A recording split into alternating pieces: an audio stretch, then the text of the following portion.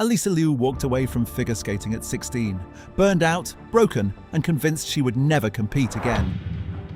She came back 2 years later with no coach controlling her, no pressure driving her, and a mentality so outrageously calm that she laughed off a wobble at the Olympics and still walked away with gold.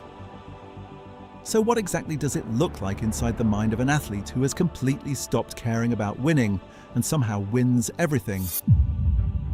The Milano ice skating arena is packed on February 17th, 2026. Every seat is full. The crowd hums with the kind of nervous energy that fills a building when history feels close. The ice gleams under the bright white lights, sharp and clean, and the cold air bites at the skin of every skater waiting in the tunnel. This is the women's individual short program at the Milano Cortina Olympic Games, and the reigning world champion is nowhere to be found. Alysa Liu is stuck in a van somewhere in the streets of Milan. A vice presidential motorcade has locked down the entire area around the arena, and the United States champion is trapped behind a wall of security while her rivals are already out on that ice, carving edges and feeling the cold beneath their blades. Minutes are ticking away. Any other skater in the world would have been falling apart. Alysa was laughing. She burst through the arena doors with barely enough time to breathe. She laced her skates in a blur, skipped the televised warm-up entirely, and stepped straight onto the Olympic ice. The crowd did not know any of this had happened. They just saw her glide out under the lights, calm as a Sunday morning. Then came the double axel.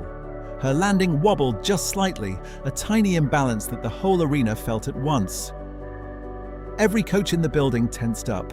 Every judge leaned forward. The breath went out of the room. Alysa Liu looked up, made a funny little face, and shrugged. She later laughed and called it oopsie. 3 letters, 1 shrug.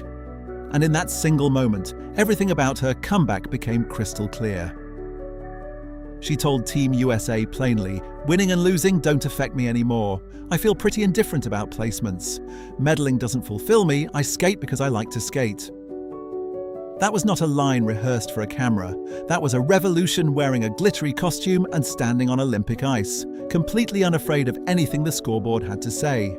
To understand why that oopsie moment hit the world so hard, you have to go all the way back to where Alysa Liu began. She grew up in Clovis, California, and had been on the ice since she was 5 years old.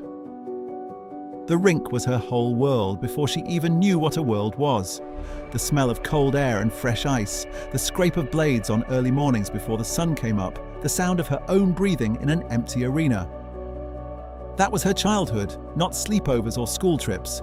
Ice, jumps, and the endless chase for perfection. Her father invested enormously in her career before she had even reached high school. By the time she was 13, she had already made history. She became the youngest US women's national champion ever in 2019, breaking a record that had stood for over 2 decades. That same year, she became the first American woman to land a quadruple jump in competition. She was 13 years old. The skating world called her the chosen one, the girl with the braids and the bright smile who was going to save American women's figure skating all by herself. But behind that smile, something was breaking.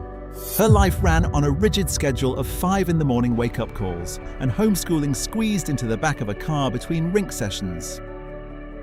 She was an extrovert living in near-total isolation, cut off from her peers and exposed to the brutal, non-stop scrutiny of the internet. By the time she reached the 2022 Beijing Olympics, at just 16, she had already started counting down to the finish line. Not the finish line of a program, the finish line of her career. She placed 6th. Weeks later, she retired.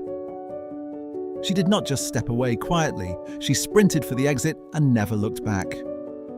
After her retirement, she said plainly, "I have no regrets. I'm sure it would be the opposite if I stayed in skating." She enrolled at UCLA. She went on road trips with friends who had never heard of a salchow.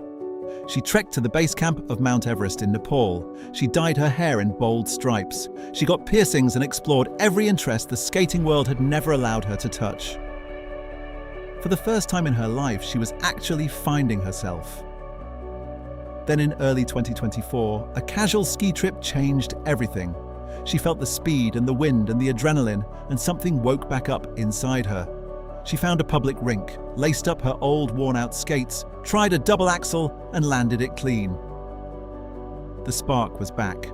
But this time, there was one condition. She told the skating world clearly that no one would ever have control over her again. She was coming back completely on her own terms, or she was not coming back at all. The 2025 comeback season was never supposed to be a championship run. It was supposed to be a test, a quiet experiment to find out if Alysa Liu still had the tools to compete at the top level after 2 years away from elite training. Nobody expected fireworks. Nobody expected history. They just wanted to see if she could hold it together long enough to remind the world she existed. She answered that question on January 23, 2025, at the US Figure Skating Championships in Wichita, Kansas.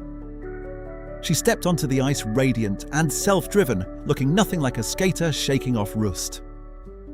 She scored 76.36 in the short program, beating pre-event favorite Amber Glenn and landing herself at the top of the leaderboard. Afterwards, she stood in the kiss and cry with her eyes glassy and her voice full. She told the crowd, "I was emotional from the very beginning to the end, and I really loved that for me. I felt very connected to the ice." That word, connected, was the one that mattered, because for years as a child, the ice had felt like a cage. Now it felt like home. That connection carried her all the way to Boston.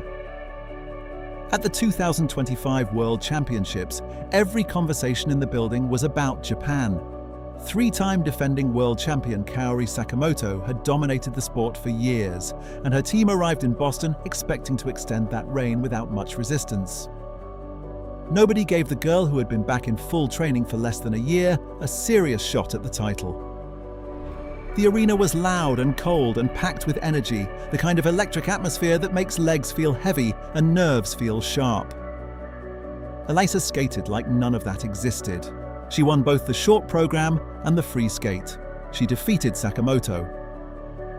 She became the 2025 world champion and the first American woman to win the world title in 19 years, ending a drought that had stretched all the way back to 2006. In the kiss and cry, she was crying, not because she had won, because she was proud of how she had performed. Then she said something that stopped the entire skating world cold. "Before, I didn't feel connected to my programs because I didn't create them. Now I'm proud of them and want to share. Nothing can get to me anymore because I don't seek outside approval." That one statement rewrote the rulebook. Because in a sport where judges hold every card and where young girls have historically been hollowed out by the pressure of chasing perfect scores, Alysa Liu had found something most elite athletes never find at all. She had found complete freedom from the outcome. She was skating for the feeling, and somehow that was making her completely unbeatable. February 19th, 2026, the free skate at the Milano Ice Skating Arena. The lights are blinding, and the crowd is the loudest it has been all week. The ice is freshly cut and gleaming, and the cold presses against every face in the building. Skaters from Japan, South Korea, and the United States have all poured everything they have into this single night. The weight of 24 years of American drought hangs silently over every moment. And Alysa Liu is waiting to skate third to last, dressed in glittery gold, completely calm. She takes the ice and the arena roars. Her free skate program is the MacArthur Park Suite, a program she had carried over from her World Championship season after music issues forced her to shelve her original Lady Gaga plan. But her comfort with the music is total, and it shows in every edge and every breath. The program flows like water. Her only blemish all night is a flying camel spin that drifts a fraction too far across the ice. Everything else is clean, confident, and filled with a joy that the crowd can physically feel from the stands. When she hits her final pose and the music cuts, the arena explodes.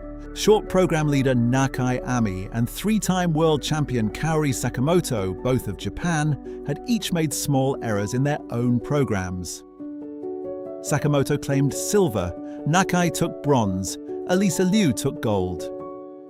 She became the first American woman to medal in figure skating at the Olympics since Sasha Cohen in 2006, and the first to win gold since Sarah Hughes in 2002. 24 years, ended by a 20-year-old who had told the world months earlier that medals do not validate her. In the press zone afterward, her teammate Amber Glenn stood with tears in her eyes and said, "I'm so proud of her." The message that this is going to send to young athletes and parents alike, that if you consider your mental health and treat it right, great things can happen. One fan watching the free skate live wrote simply, "I don't think I've ever seen an Olympic skater who looks like they're having fun before this." That is the whole story right there. Every young skater waking up at 5 in the morning in a freezing rink, every athlete being told to push through the pain and ignore what their mind and body are screaming at them, every kid who ever burned out chasing someone else's dream now has a name to hold on to. Alysa Liu did not just win a gold medal in Milan. She proved that the most powerful thing an athlete can do is stop performing for the judges and start performing for themselves. That mentality, radical, joyful, and completely her own, is something this sport has never seen before, and it may never see again.